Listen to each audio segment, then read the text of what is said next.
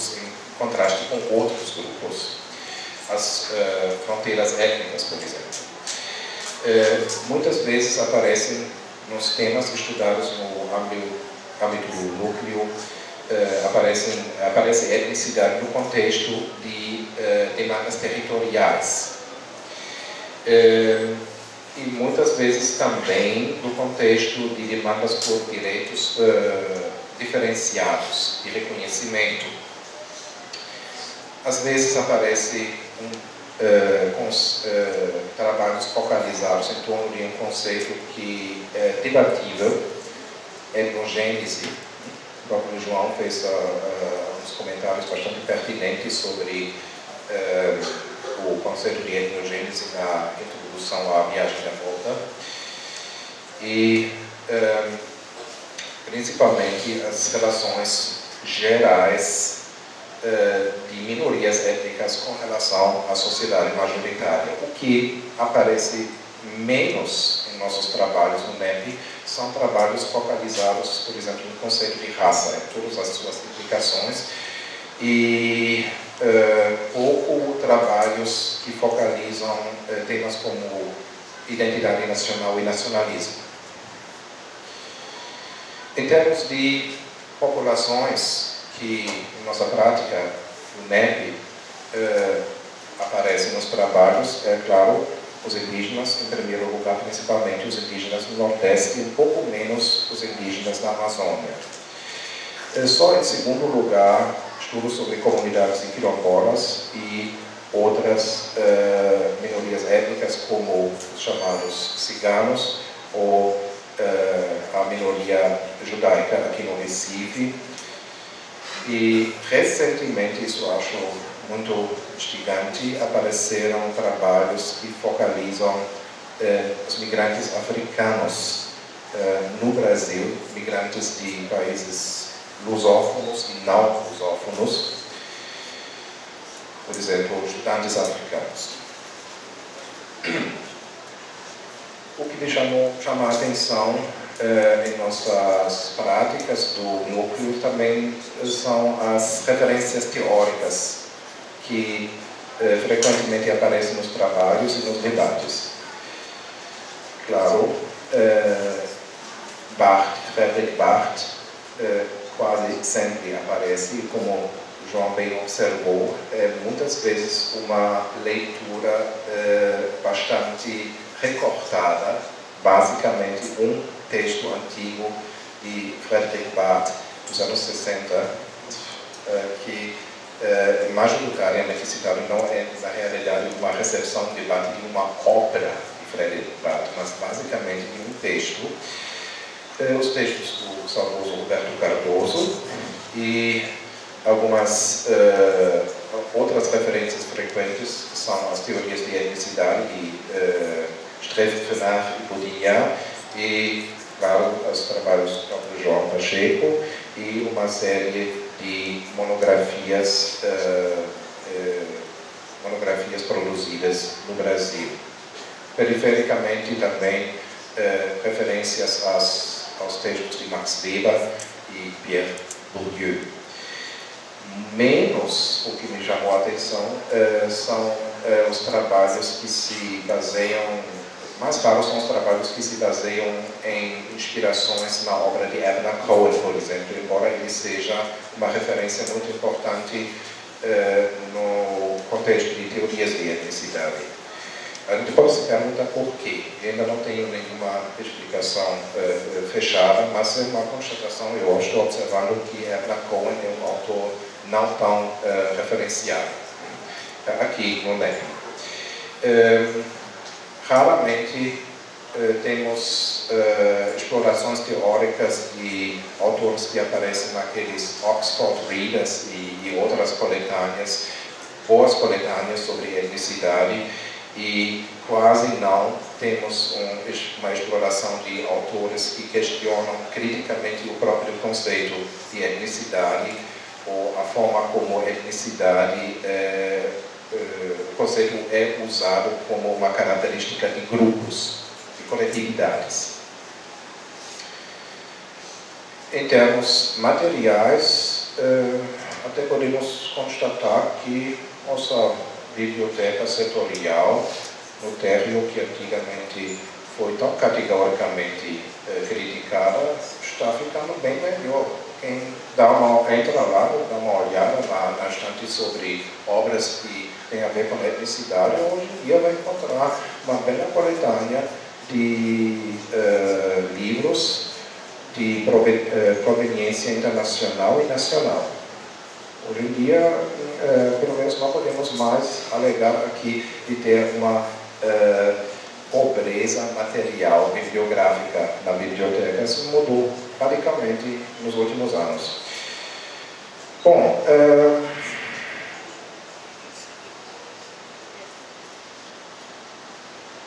com relação, eu poderia acrescentar o papel das jornadas. Jornadas de Etnicidade é um evento que já foi realizado em várias edições. É sempre uma excelente oportunidade para refletir sobre os trabalhos produzidos em âmbito local e, ao mesmo tempo, aproveitar alguns debates mais teóricos sobre etnicidade em termos gerais. O que eu observei todas as edições das jornadas é que, basicamente, as conferências de abertura são a principal injeção para reflexões mais abrangentes sobre o que é etnicidade, pensando especialmente na abertura proferida por Roberto Cardoso de Oliveira, que foi em 2005, se não estou enganado, e especialmente também do Thomas Eriksen, que foi convidado da Universidade de Oslo.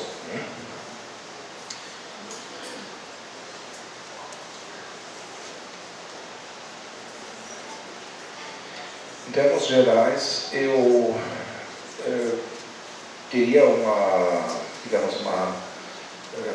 desejo, um desiderato, mas é muito subjetivo, que a gente poderia aproveitar em futuras edições dessas jornadas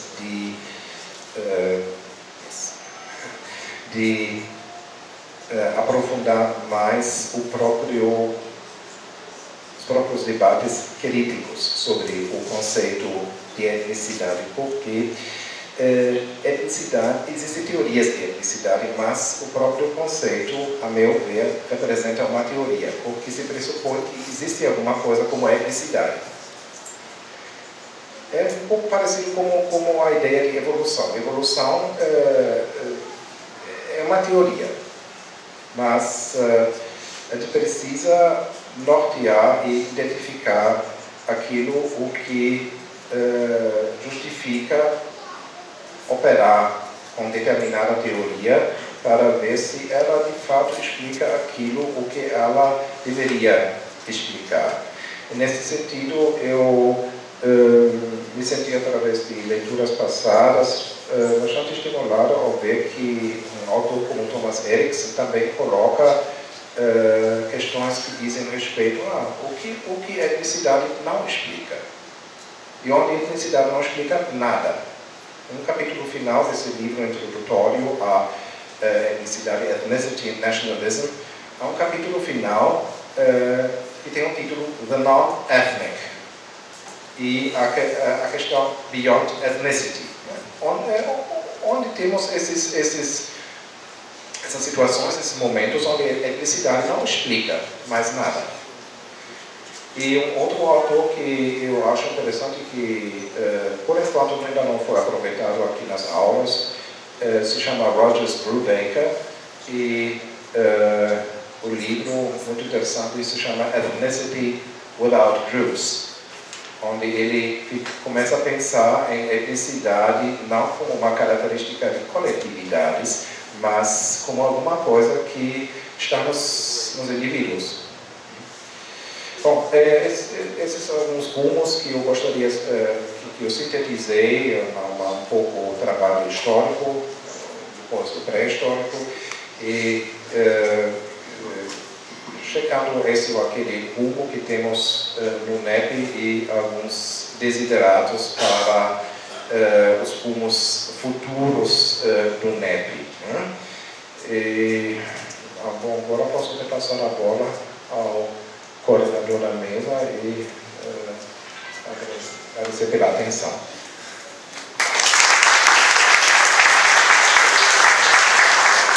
Agradecer a fala do professor Peter e vamos abrir os debates. Eu sugiro 2 blocos de perguntas. Então está aberto aqui aos debates. Quem quiser fazer alguma pergunta, algum questionamento, fique à vontade.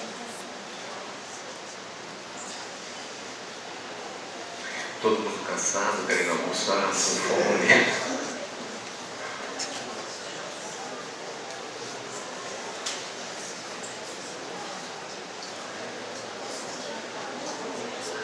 Eu vou passar a palavra para a professora Vânia, quer complementar alguma coisa da sua fala. Alguém se pronunciou? E o professor também, João Pacheco, quer complementar alguma coisa com relação à sua fala. Eu vou passar para a Vânia e depois passo para o professor João Pacheco. Eu só queria fazer assim acrescentar uma informação que assim, o Peter ele colocou bem, vamos dizer assim, o estado da arte aqui, né, no NEP, relacionado ao NEP. Ele colocou aqui algumas dessas problematizações que eu tentei indicar, tem sido uma busca constante nas jornadas de etnicidade, né? Então, colocar que nos últimos anos nós tivemos toda essa produção voltada para a etnicidade, ela de certa forma tem se ampliado em termos de temáticas. O que eu coloco como limite necessariamente não é o que a gente também está vendo. É isso que eu estou querendo só ressaltar, que as jornadas elas estão expressando quais são essas possibilidades de temáticas a serem abordadas a partir da etnicidade, né? E o NEP, como eu também coloquei antes, ele nasceu naquele período pré-histórico, teve um período, como o João falou também, ficou meio parado, e com o Renato, com o Renato Atias, é que ele toma o vulto novamente, né, e que vem se estruturando da forma que nós hoje tentamos nos articular. Né? Então, que essa linha de continuidade aí é importante da gente ver como essa história, daqui da gente se constitui em termos da temática da etnicidade, para poder um pouco também entender como é que está o momento atual de produção da área. Só isso mesmo. Bom, às vezes nem sempre que se leva no debate é o mais substantivo dele. Às vezes é até o pitoresco. Então, nesse sentido, eu vou pelo pitoresco e quero recuperar um pouco da minha cronologia, um pouco desastrada, um pouco engraçada. Né?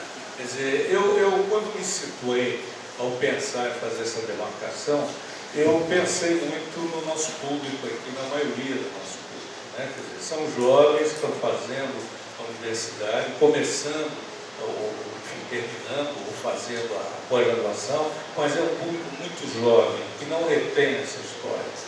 Então, o que eu procurei traçar é um pouco a formação dos formadores. Né? Quer dizer, quem são os que fazem antropologia hoje, nas cátedras universitárias, nas pesquisas. São essas pessoas que eu estava procurando recuperar. Né? Eu acho que eu poderia ter usado também uma expressão, talvez os tempos homéricos, né? Então acho que a Vânia talvez se aborreça menos com isso, né? Agora, eu acho que a minha correção seria nesse sentido, é uma condição de ser didático para você explicar o que vocês têm aqui como antropologia, o que tem como estudo, como foi de certa maneira formado. Acho que a marca que a Vânia fez em relação a estudos precedentes, né? Existiam algumas teses sobre isso, é interessante observar o que essas teses deixaram, quer dizer, de certo modo, são marcas muito leves, tem que se recuperar dentro disso. Enquanto eu acho que esse grupo, né, que começa a trabalhar aqui, cria uma marca no fazer antropologia. Né? Essa é uma primeira observação, me desculpo aí, talvez o fator, né, falar do histórico e falar do tempo, às vezes é uma função mais pesada do que fazer etnografia de nós mesmos. Então, embora as coisas se confundam. Mas um segundo ponto talvez fosse a questão aí os referenciais teóricos, né? Quer dizer, eu acho que é importante observar, não vejo nada de problemático, ao contrário, eu acho que é uma observação heurística fundamental, observar que essa produção coexistiu com o momento de reivindicação de direitos pelos grupos sociais.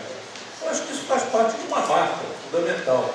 Né? Nós não podemos dizer que estamos produzindo no vazio social, no vazio político.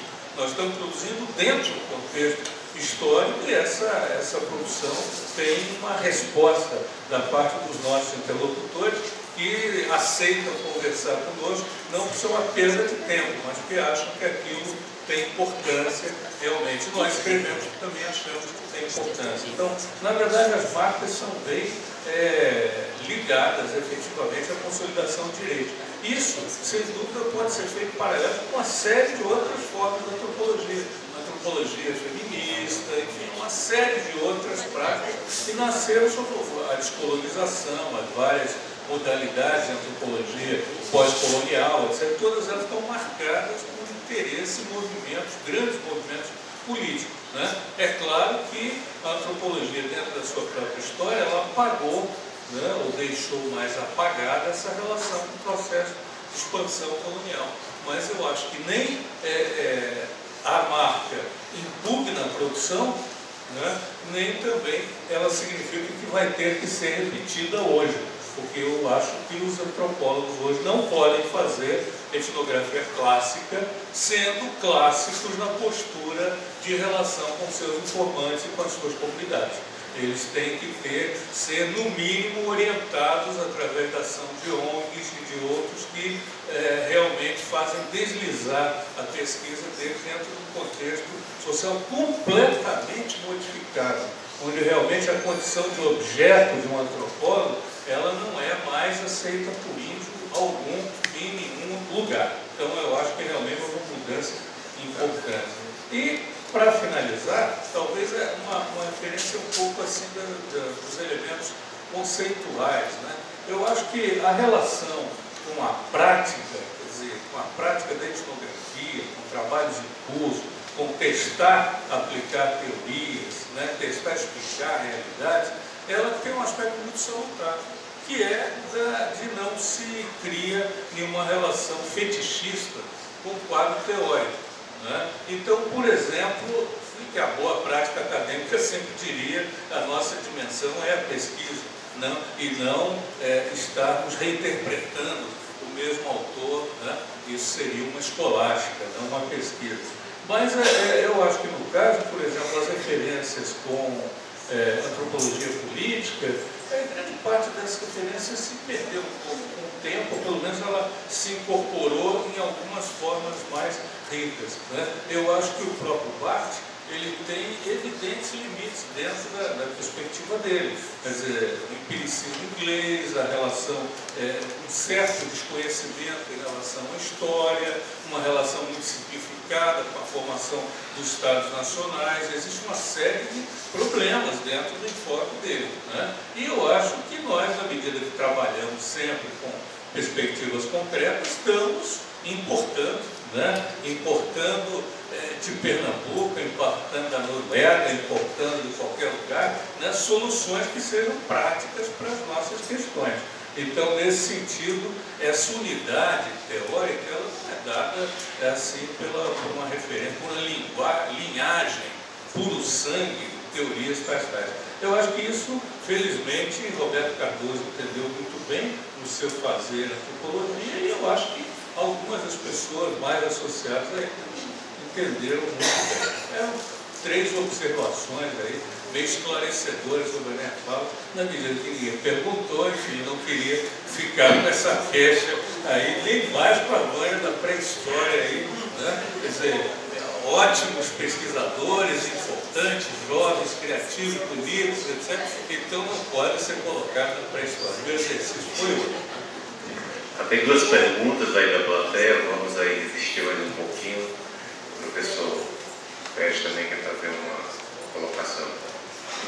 Não vai ser uma pergunta, porque na verdade eu queria agradecer à mesa e essa historicização do campo da etnicidade. E a minha pergunta era o que mudou, né, nos últimos tempos. Mas eu acho que o João acaba de responder, né? Então eu só fico no agradecimento e deixo a pergunta no ar. A minha é uma provocação para a mesa. Eu me sinto numa situação bastante peculiar pelo fato de toda a minha trajetória vir na área da história, da reflexão histórica. E a provocação para a mesa é como nessa discussão, essa relação com as reflexões históricas. Porque é muito interessante, pelo fato de vir da área da história, os meus colegas dessa área me veem meio atravessado. Esse cara faz antropologia e faz história. E até a gente tem uma brincadeira, né, Vânia?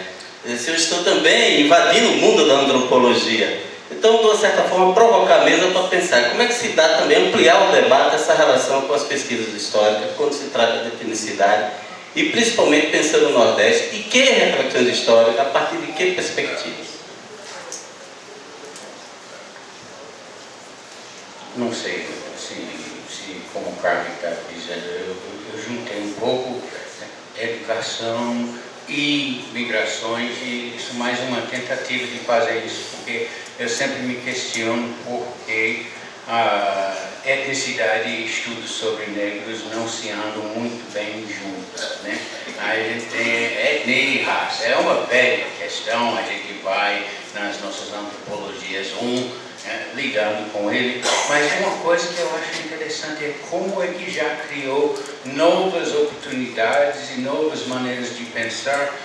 Da minha experiência enquanto pesquisador com grandes projetos, quando eu vi a questão do reassentamento do povo que ainda está reivindicando na frente de Cheste, hoje mesmo, para um tratamento adequado, esses não étnicos de lá, especialmente, onde os étnicos eram Tuxá, né? E não tinha nenhum étnico negro. E agora estão pensando mais 2 barragens no São Francisco, e já as populações tradicionais têm ribeirinhos. Ribeirinhos já ganharam uma coisa não étnica, pelo menos é telúrico, né? E depois tem a quilombolas, já está aí. Aí, inclusive, o que os sindicatos de trabalhadores rurais tinham muita raiva foi dos índios, porque eles tinham FUNAI atrás deles para ajudar a negociar. Os sindicatos não tinham uma instituição governamental para ajudar eles. Agora tem a Fundação Palmares, né? Agora a gente tem quilombolas. É interessante o jogo de agenciamento que vem de muito da gente batalhar os tempos, onde raça e etnicidade conseguem novamente se fundir em termos das demandas para um tratamento adequado, mais igual à população que tem que enfrentar grandes projetos. Coisa que a gente começa a ver agora tem um novo grupo étnico que foi muito elogiado numa mesa aqui antes, que está aparecendo por causa de swap. São os baianos, né? Os baianos são horrorizados, né? Eles são tratados como horror pelas pessoas na área de swap. E de repente, né, as nossas identidades estaduais, né, que são um pouco além de estados, né, terminam sendo trabalhados também com outra noção de uma etnicidade que é de acordo com origens locais, que a gente tem migrações novamente entram nisso. Então é interessante. Uma mesa sobre etnicidade, do núcleo de estudos e pesquisas em etnicidade, e todo mundo diz, pelo amor de Deus, por que deu o nome de etnicidade a essa mesa? Eu não entendo, tá?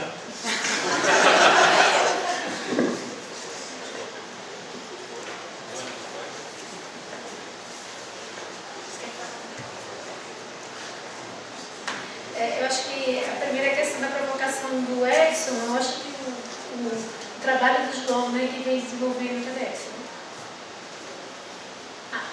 Vem desenvolvendo ultimamente a questão da antropologia histórica, né? Eu acho que com certeza é o que vai melhor poder situar essa questão, né, dessa reflexão, esse diálogo com a questão da pesquisa histórica, né?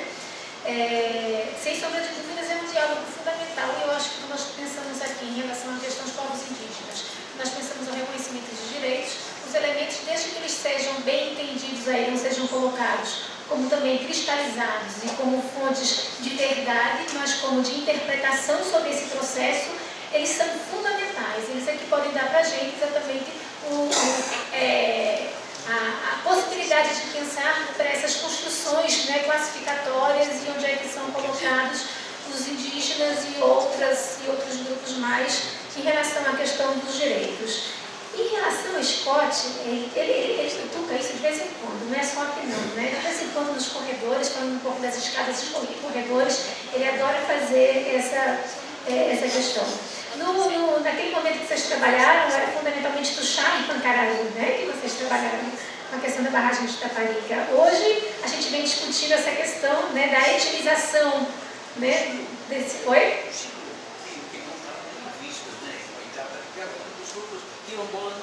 Pois é. Então, assim, na verdade, eu acho que a gente tem uma questão aí, tem uma tensão mesmo em relação à questão da raça e da etnia, do uso da raça e etnia. E existe também toda uma resistência em se tratar da questão do negro, né, a partir da questão étnica, e se colocam categorias também como se fossem já dadas. A minha preocupação que eu colocaria aí diz respeito a algo que eu acho que eu tentei tocar aqui. Primeiro, a questão de como é que essas categorias elas são acionadas, e isso tem a ver com a questão da ação social. Né? A etnicidade ela está diretamente relacionada a como é que determinados grupos se impõem e mobilizam essa ação social. Então, eu acho que a partir daí a gente começa a responder algumas questões em relação aos grupos que estão sendo alvo desses grandes empreendimentos e na mobilização que eles agora estão, de alguma forma, provocando. Né? E eu não sei se isso é um problema, assim, quando eu digo é um problema para nós. O bom é pensar isso. É pensar exatamente como é que essas categorias elas estão sendo construídas e estabelecidas. E aí eu creio que, partindo das teorias da etnicidade, isso pode dar para a gente alguma possibilidade, sim, analítica de entender. Agora, se a gente continua pensando a etnicidade pautada numa ideia de cultura e numa ideia de descendência, né, numa ideia aí sim a gente vai ter algumas complicações, né? Cirilo está colocando aqui a questão do do reconhecimento. Eu acho que você é coordenador da mesa, mas tem que ser vontade para poder complementar. Mas, enfim, e até em determinados momentos, como algumas categorias tidas como raciais, como elas são etnicizadas, sim, quando você coloca a questão de uma origem comum, podendo ser mítica ou não, e como você coloca a questão da projeção de futuro, né, um projeto de futuro também. Então, não considero grandes problemas, a não ser a própria resistência que a gente tem de não ver a questão da etnicidade ou étnico desvinculado de um exótico. Né? Eu acho que esse é o problema da gente. Mas eu passo então para Cirilo. Bom, eu acho que Vânia falou bastante aí nesse sentido. Eu vou mais complementar aí com as anotações que eu tinha feito. Eu acho que respondendo mais diretamente aí ao Edson, e também ao Scott, né, nesse sentido. Eu acho que quem já deu o curso de etnicidade vai ver que depois dos alunos terem sido enganados de achar que vão encontrar uma pedrinha lá muito definida, alguma coisa materializada, eles vão descobrir que não existe nada. Existe uma abordagem, um modo de olhar, né, que se passa para eles e que deve sugerir algumas construções. Mas não existe nenhum objeto real lá, tipo etnicidade. Se for isso, certamente começa que os próprios sujeitos sociais vão questionar. Por que grupo étnico não nação? Né? Isso não é discriminação? Claro que é. Né? Então, eu acho que em todos os processos estão sendo realizadas construções de coletivos. E nós estamos observando essas construções de coletivos da maneira mais aproximada, mais cuidadosa que pode ser feita. Eu acho que também, como a gente não substancializa a abordagem a um objeto, não é um objeto que define a etnicidade, mas é uma forma de trabalhar, é um conjunto de questões, É um conjunto de bibliografias, às vezes, mas não é um conjunto fechado, não é uma escola. É um conjunto de finalidades políticas, de conexões com os grupos sociais. É um conjunto complexo de tudo isso que permite fazer sentido quando você fala em etnicidade. E apesar disso, o aluno pode ser revoltado, porque não tem um móvel chamado etnicidade, mas ele sai com uma ferramenta para fazer etnografia. Ele sai com um olhar que pode ajudar até a praticar antropologia em outros exercícios, em outros lugares, né? Acho que uma coisa, um ponto aí também foi tocado pela Salete na mesa da segunda-feira, que é importante, uma marca e um exercício que é um desafio básico para nós, não é só entender essas redes que se constituem, que geram teorias, geram evidência, geram agendas políticas. É também a gente trabalhar com a reflexividade da nossa condição, então. Né? Quer dizer, não é possível mais ser etnógrafo sendo aquele espelho fechado, né, que não transmite nenhuma visão. Nós sabemos que não é assim. Cada coisa que nós dizemos, cada coisa que nós criamos em relação, abre ou não abre uma série de armários, domínios e universos na relação. Então nós precisamos trabalhar cada vez mais dentro dessa relação, esmiuçando cada uma dessas relações, esmiuçando também os etnógrafos do passado, tentando encontrar a relação que eles tiveram com a sociedade, a relação que eles tiveram com os informantes também, né? Essa palavra desagradável. Enfim, eu acho que a reflexividade também está muito ligada a isso, é um compromisso de pensar de modo mais realista, mais etnográfico sobre si mesmo e as práticas que faz. E eu gostaria, só para finalizar mesmo, fazer umas menções aqui a coisas que eu falei das cristalizações, né? E vou mencionar várias cristalizações que eu esqueci, né, das várias publicações, a começar por uma bem acadêmica. O professor Peter Scholler trabalhou nisso há muito tempo, há alguns anos já. É, por exemplo, a cristalização de uma revista, né, antropológica, que é uma revista bastante consolidada dentro do cenário, né, com uma bibliografia boa, etc., que eu acho que também marca e recebe essa literatura e divulga e produz contextos de comparação com outras bibliografias.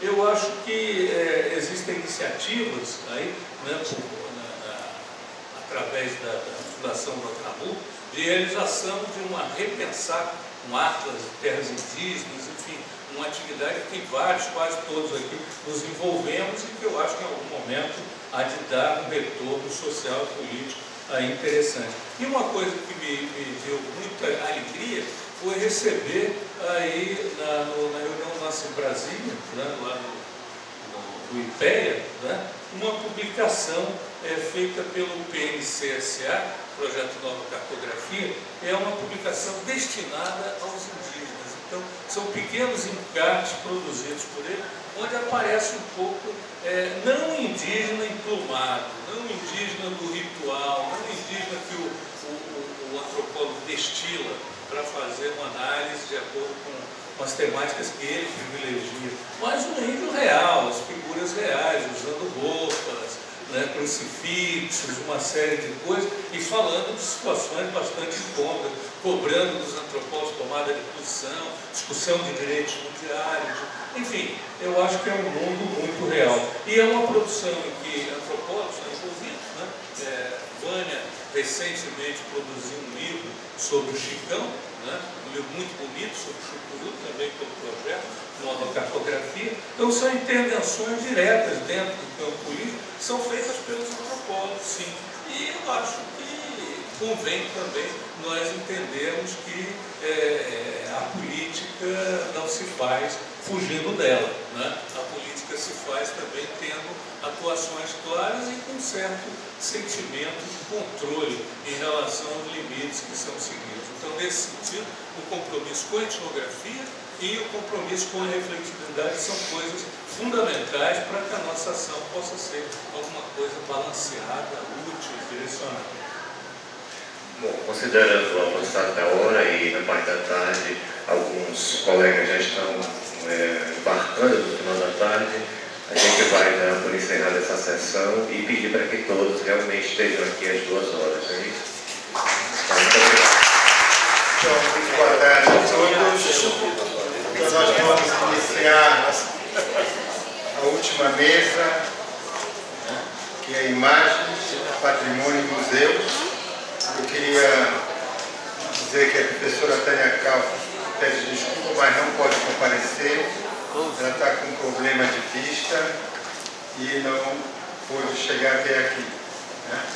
Então eu assumo a coordenação, a pedido do professor Scott, e nós vamos mudar um pouco a ordem, né? Então começaremos pela professora Cornélia, que já está aqui ao meu lado, da Universidade Federal do Rio Grande do Sul. Em seguida nós passaremos ao professor Sérgio Ferretti, que vai falar logo em seguida porque ele vai sair mais cedo, e o professor Tito, que estava aqui.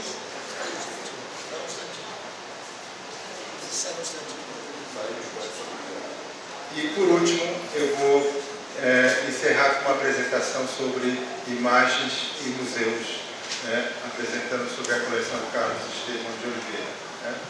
Então, de imediato, o Tito está chegando, passaria a palavra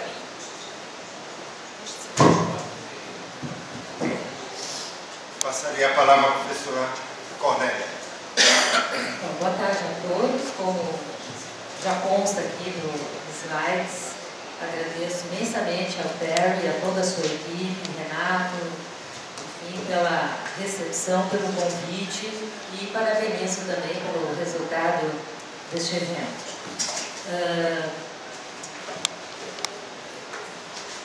Tinha combinado um encontro aqui com a Tânia, mas enfim, como ela não pôde vir, também fica meu abraço para ela.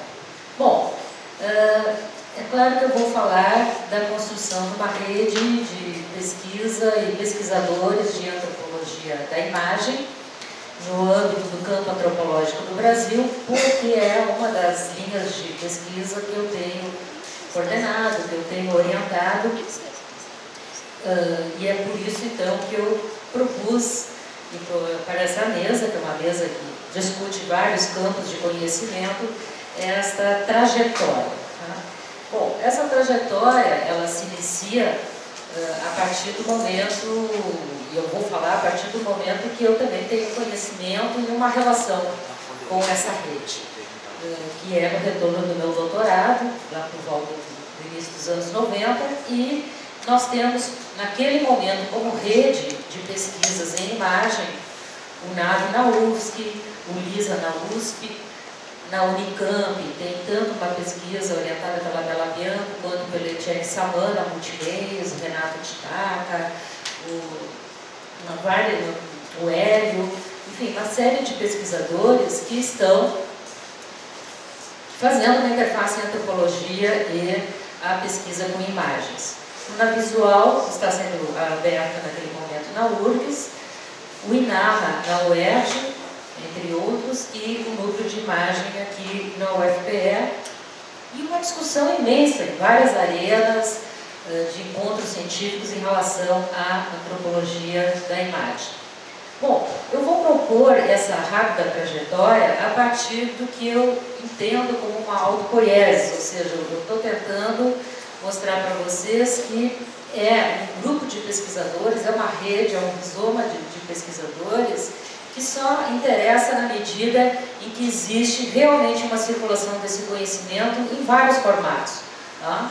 Mas é claro que isso diz respeito, primeiro, que esse grupo de pesquisadores só faz sentido na medida em que está em campo, em que está produzindo etnografia, em que está discutindo o lugar da imagem em processos de pesquisa etnográficas, ao mesmo tempo em que, na medida em que estão criando, a partir e interpretando, digamos assim, essas experiências a partir de uma série de suportes, esses suportes circulam e elas, claro, são comunicadas, são reinterpretadas para essa comunidade mais ampla, essa comunidade agora de recepção dessa narrativa, e que ao mesmo tempo permite com que essa circulação de criação imagética reverbere para além dos muros universitários.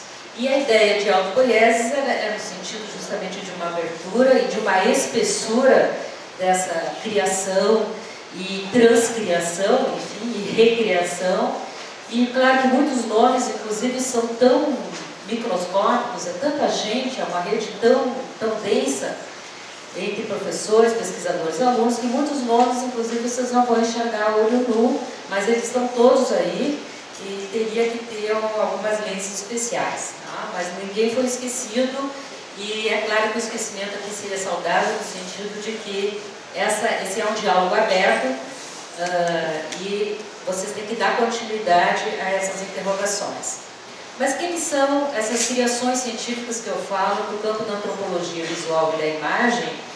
Diz respeito a esses diferentes suportes, filmes etnográficos, fotografias, som, mas é claro que também há produções escritas, textuais, que não são só os diários e anotações de campo, mas livros, artigos e, sobretudo, nos últimos 10 anos, a produção em multimídia e também os programas de sala de aula, né, que são importantíssimos, além dos programas e as produções em eventos científicos mais diversos. E eu vou me ater especificamente a livros, eventos e a formação de alguns núcleos. E eu falo da onde? Eu falo de 2 núcleos que eu coordeno, da antropologia visual, núcleo da visual, que é da URGS, que então está consolidada desde 89 e tem como um projeto específico a formação de alunos, e o Banco de Imagens e Efeitos Visuais, que é um projeto de museu virtual, de coleções etnográficas, que é restrita à minha pesquisa, junto com a Ana Luísa Carvalho da Rocha, sobre na interface da antropologia urbana e ambiental. Muito bem, aqui o nosso site. Esse aqui seria todo um projeto a falar para vocês num outro contexto, porque nós trabalhamos com a etnografia da duração, onde diversos autores estão aí interrelacionados. Essas são nossas diferentes faces e interfaces, com graduação, com diversos cursos de história, de jornalismo, enfim, de uma verdadeira comunidade em processo de formação. É claro que seria importante também nós conhecermos as primeiras disciplinas que vão consolidar esse campo de antropologia visual e imagem no Brasil e a presença e reconhecimento deste programa de formação, né, Renato? Quer dizer, obrigatoriamente nós iniciamos os nossos neófitos a partir de um momento epistemológico fundamental, que é a pesquisa tanto da Margaret Mead Bateson quanto a de Malinowski, com todas as suas respectivas reflexões contextuais de época, ou primeiros filmes a serem vistos, vamos lá, Nanook do Flaherty, quem é Flaherty, toda a sua perspectiva boasiana, a sua perspectiva também comercial e, digamos assim, da construção de personagem, da construção de narrativa e a grande ruptura epistemológica no âmbito da antropologia fílmica, que é a presença de Jean Rouge, na sua geração, discutindo com Vertov, com influências do surrealismo, de um cinema verdade, câmera na mão, e quem não conhecer muito a sua história pode ver o filme feito por Carne Real sobre o Jean Rouge.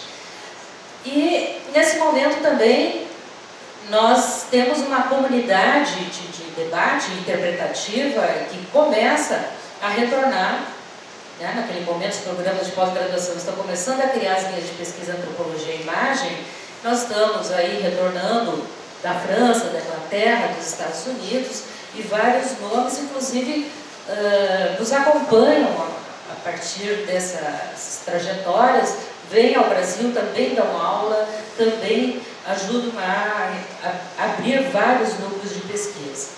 Bem, aqui também começamos uma série de traduções desses livros, porque até então todos os eventos, começávamos a abertura do evento. Não existe produção científica para nossos alunos terem acesso.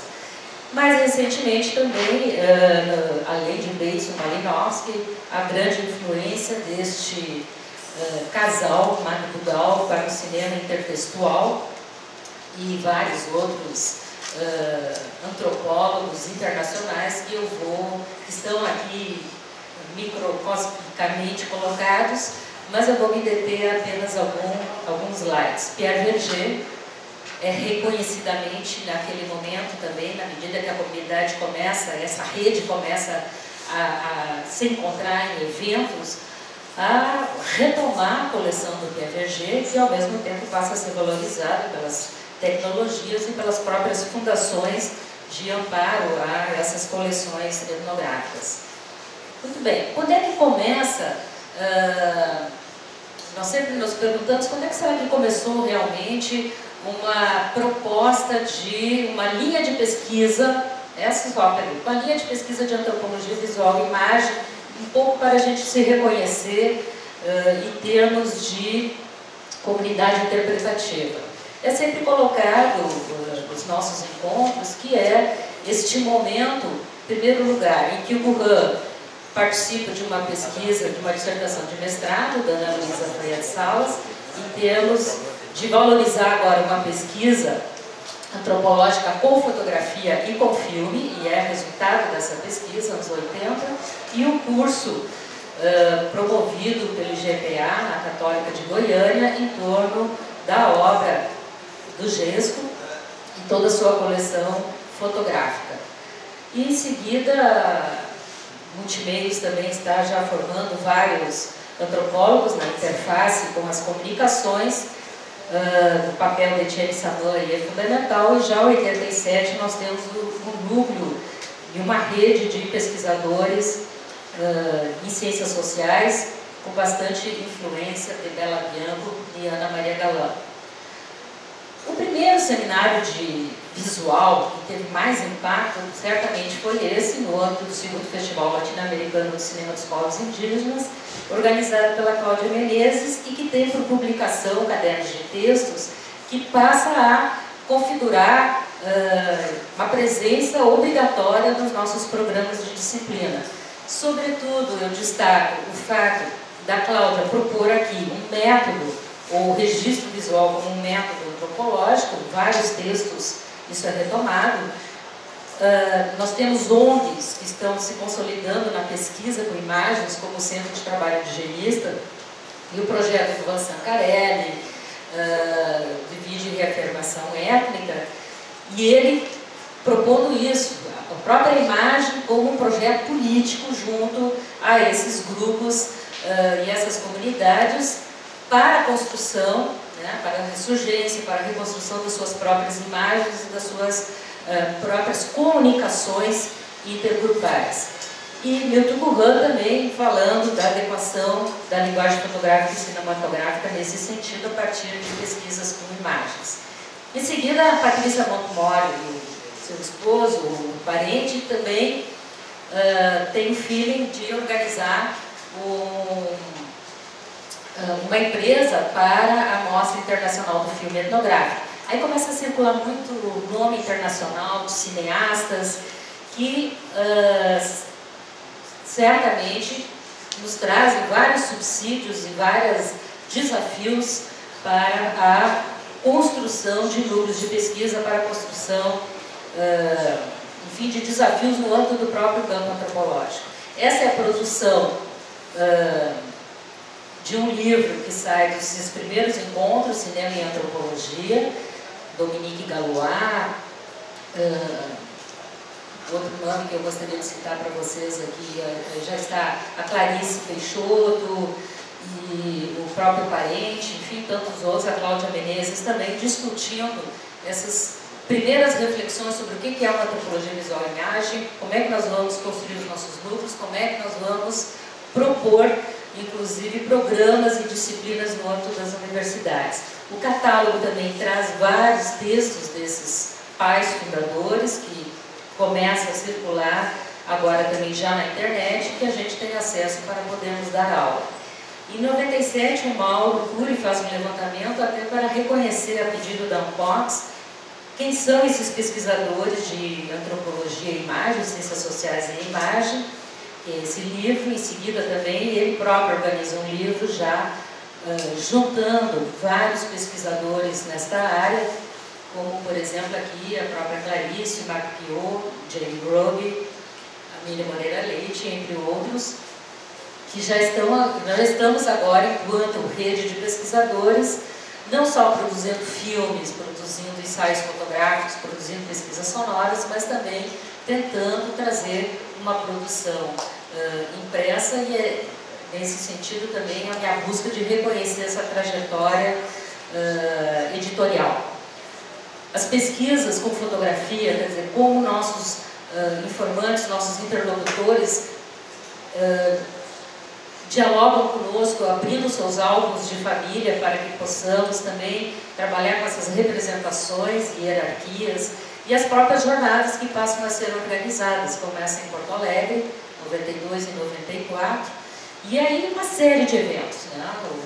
As RANs, as ANPOCs, as RBAs, onde cada vez mais há uma demanda dos próprios antropólogos para que haja determinados processos de incentivo, inclusive de reconhecimento da nossa linguagem de pesquisa.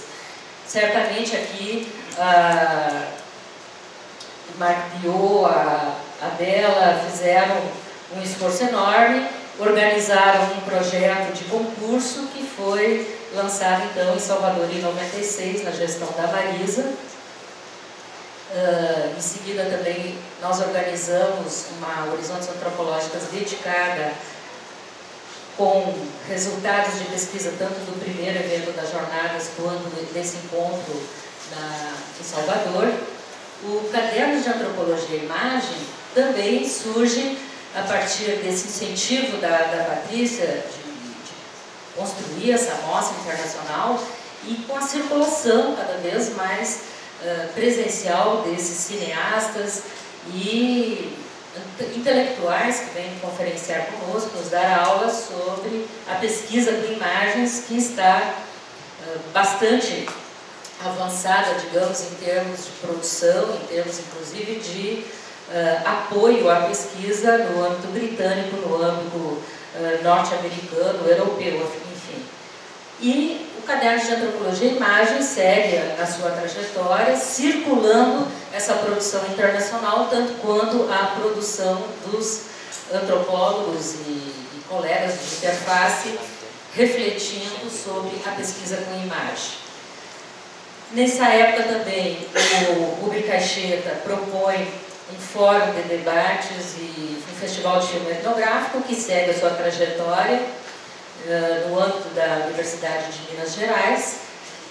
A partir de 97, o Axute defende uma dissertação de mestrado e propõe uma vertente, uma linha de pesquisa específica com fotografia, que ele chama etnofotografia, que está nessa primeira produção, e em seguida a sua tese de doutorado também vai ser nessa linha. Ele é professor na URGS, e claro, aí tem variantes, tem etnofotografia, fotoetnografia, mas são propostas de presença nas dissertações e nas teses de mestrado, de capítulos ou mesmo a sua tese de doutorado, que é de imagens, né, defendidas na França. Vários simpósios também são aí agora motivados para que essa rede passe. Já passou 15 minutos? Já passou 15? Estou falando sem pensar. Então, veja, aqui a Bela promoveu esse encontro na Unicamp e também organiza os Desafios da Imagem, que é um livro que também passa a ser quase que clássico na formação dos nossos alunos de iniciação científica. Etienne Saman, uma pessoa que é sempre reconhecidamente um dos nossos estímulos para a pesquisa de antropologia e fotografia, lança vários livros como esse aqui, juntando ensaios que são fundamentais para a pesquisa nas nossas disciplinas e para nossas pesquisas etnográficas audiovisuais e também de fotografia e sonoras. O Axute também organiza um livro nesse sentido. Em 99, a partir do incentivo da ABA, nós publicamos Imagem em Foco, também reunindo vários autores em torno de reflexões agora mais epistemológicas. Tem, por exemplo, a própria Carmen Real fazendo uma interface aqui na área da comunicação e semiologia com a produção antropológica em si. E o Milton Buran, até a partir das nossas demandas e todos esses eventos que nós nos encontramos, finalmente publica um livro orientado para nós usarmos também em sala de aula em relação à produção fotográfica ligada a essa foto, né, pertinente, essa foto eficiente, da qual ele nos traz uma reflexão sobre a estética, uma reflexão sobre, como ele chama também, a estética da luz, né, fundamental na orientação dessa iniciação técnica em relação à fotografia na interface com uma formação em antropologia.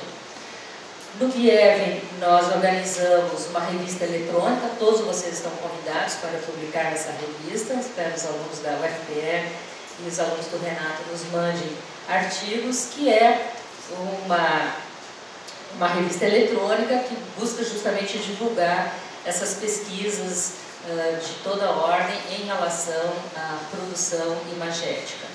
O Fernando Taca também organiza uma revista, também não, ele que organiza inclusive antes de nós, essa revista Studium, da qual tem uma boa circulação de reflexões e pesquisas antropológicas nessa área.